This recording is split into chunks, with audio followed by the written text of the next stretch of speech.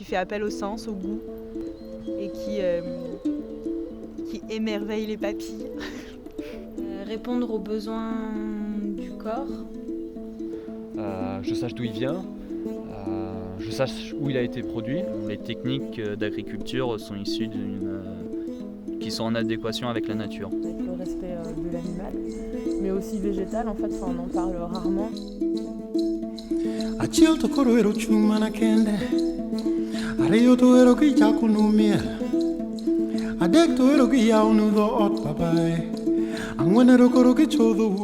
Une alimentation propre, elle doit passer par les mains de l'homme, les mains des femmes, et pas par l'industrie ni les machines. Du blé dans son assiette, ça passe par des accaparements de terre, je trouve pas ça extrêmement propre humainement parlant. Une alimentation équitable sur le plan social.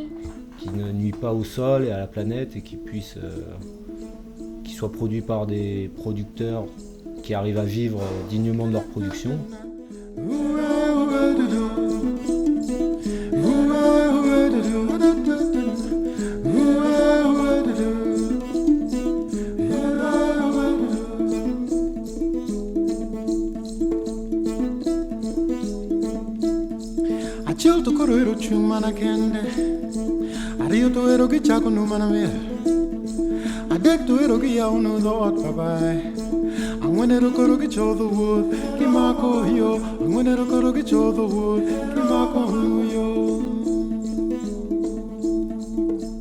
Est-ce que vous avez le mot durable quelque part? Alors, c'est que c'est pas ça le quoi de Non, je suis au sein de l'Institut de formation Slow Food et ma fonction au sein du séminaire déjà elle a été en amont, toute la préparation de l'organisation.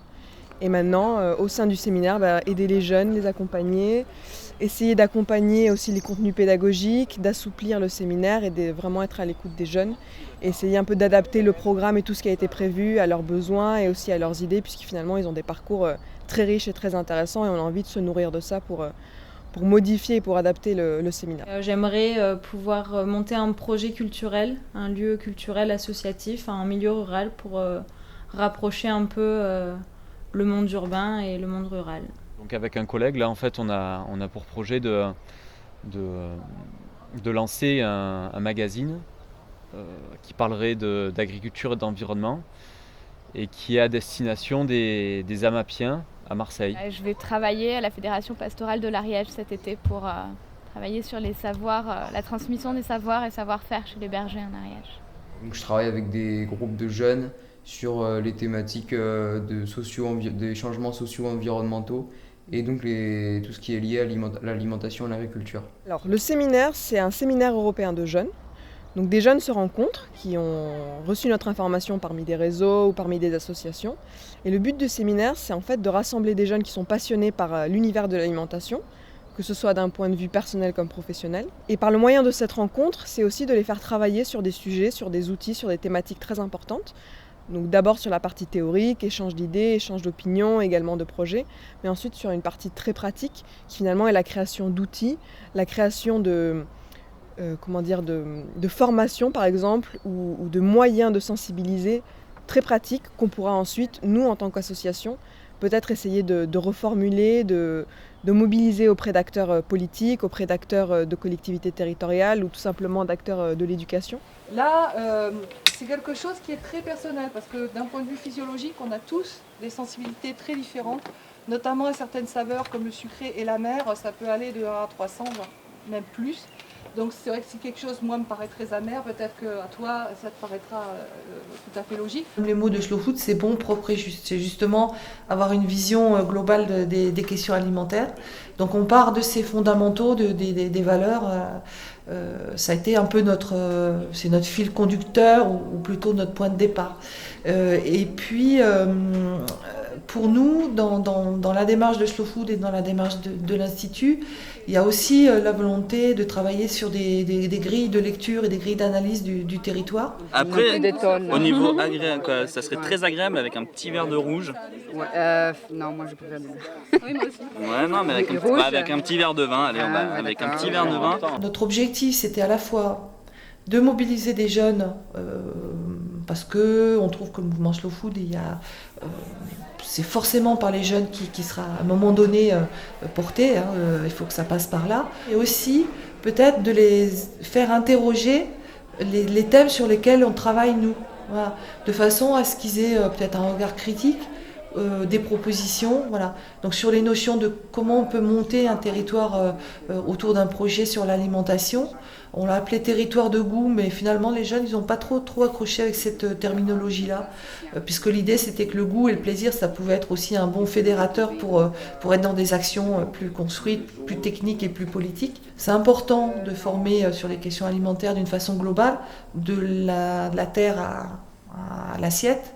Mais c'est aussi important de former tout le monde en même temps, de façon à ce que la prise de conscience puisse permettre qu'il y ait des projets collectifs qui se montent avec un degré de sensibilisation équivalent pour tout le monde.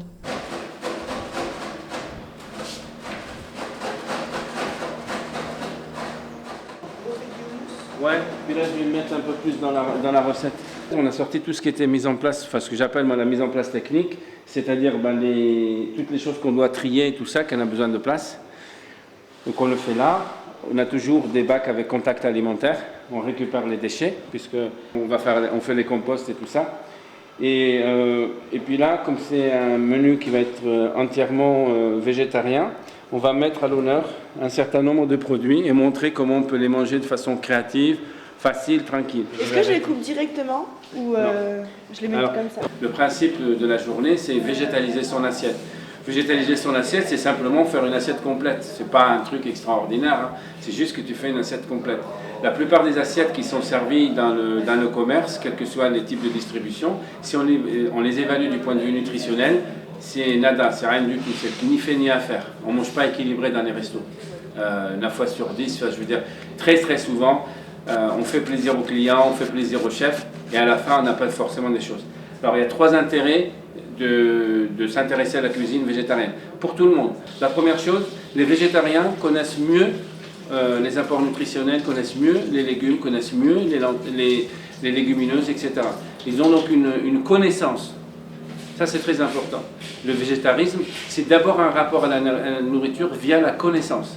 D'accord ? La deuxième chose, avec les légumes, forcément, quand tu connais mieux les choses, eh ben, tu vas les travailler différemment. Donc le végétarisme, c'est aussi un exercice de créativité. Il y a une créativité permanente. Jamais tu vas avoir 2 végétariens qui mangent la même assiette avec les mêmes légumes. C'est souvent parce qu'on va râper, on va faire, etc. Donc ça, c'est très intéressant. Et la troisième chose, c'est que cette connaissance et cette créativité amènent vraiment à composer une assiette du point de vue nutritionnel. Et donc la connaissance, par exemple, des associations entre les légumineuses et les céréales nous amène, par exemple, à aller sur les notions de facteurs limitants, etc. Et donc, finalement, c'est aussi un rapport à soi-même et à son corps. Les pouces en avant! Les pouces en avant! Les fesses en arrière! Les fesses en arrière! Les genoux rentrés! Les genoux rentrés! Le menton en avant! Le menton en avant! Et tic et tchac! Je suis coordinatrice de projet Jeunesse en Action à l'Institut de formation Slow Food. J'ai été chargée d'organiser le séminaire, tout ce qui dit recherche de partenaires, recherche d'intervenants pour répondre aux problématiques du séminaire, recherche de subventions et organisation du calendrier de la rencontre. Après, au sein de la rencontre, j'ai été chargée de coordonner le projet, voir si tout se passait bien, si les intervenants étaient bien accueillis, si le séminaire répondait aux problématiques des participants et adapter en fonction le calendrier à leurs problématiques personnelles et à l'évolution du contexte en Ariège. Échange. Environnement.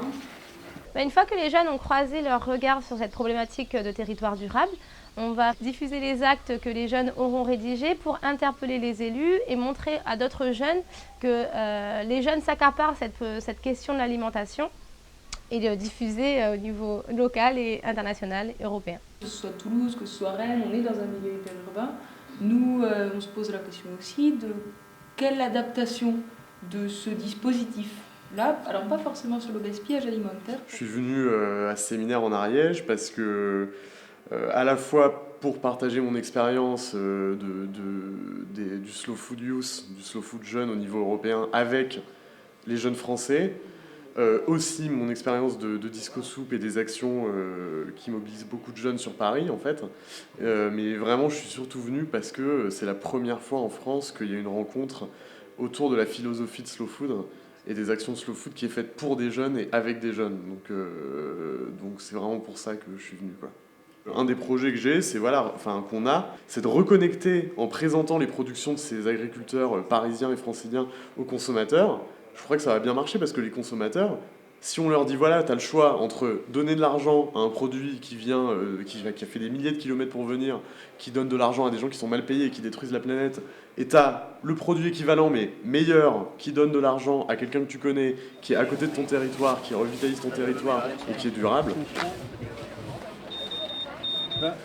On a des critères qui couvrent à la fois l'alimentation, le goût, le respect, l'équité, le respect social des travailleurs qu'il y a derrière l'alimentation, c'est-à-dire les agriculteurs, les transformateurs, les transporteurs même, que ça soit des filières courtes ou des filières longues. Et puis il y a tout le côté bien sûr du respect de la nature qui est notre premier partenaire à tous, enfin on en fait partie d'ailleurs. Donc on a il y a beaucoup de relations entre l'action que pratique Slow Food et les réseaux dans lesquels nous sommes. J'ai parlé de Minga, mais on est en réseau aussi avec des syndicats agricoles comme la Confédération Paysanne ou des organisations comme Nature et Progrès, de nombreuses organisations en France ou ailleurs d'éducation populaire. Parce qu'il faut que nous, les citoyens, pour se réapproprier notre vie, notamment économique, il faut qu'on réapprenne beaucoup de choses qu'on ne nous enseigne pas forcément dans les écoles ou dans les grands médias.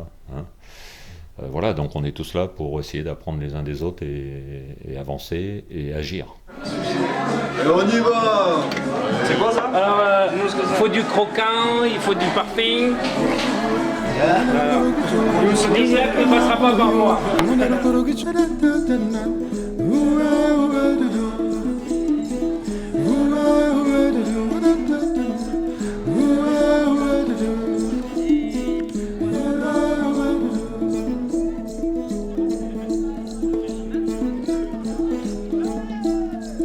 Chilto corero chumana kende Ario to ero che chaco no maname Adekto ero che ya uno do akabai Angwenero koro che chodo wood Ki mako yo Angwenero koro che chodo wood Ki mako yo.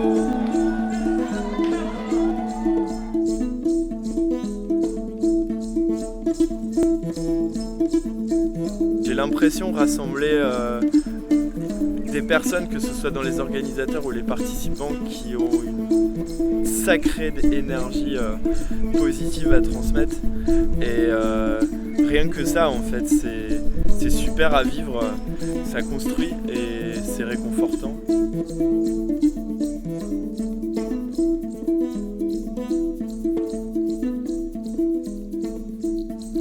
Chilto corero chumana kende Ario to ero che chaco no mia Angwenero koro che chau no dot Angwenero koro che yau dot Chodo wood Angwenero koro che chodo wood Ki mako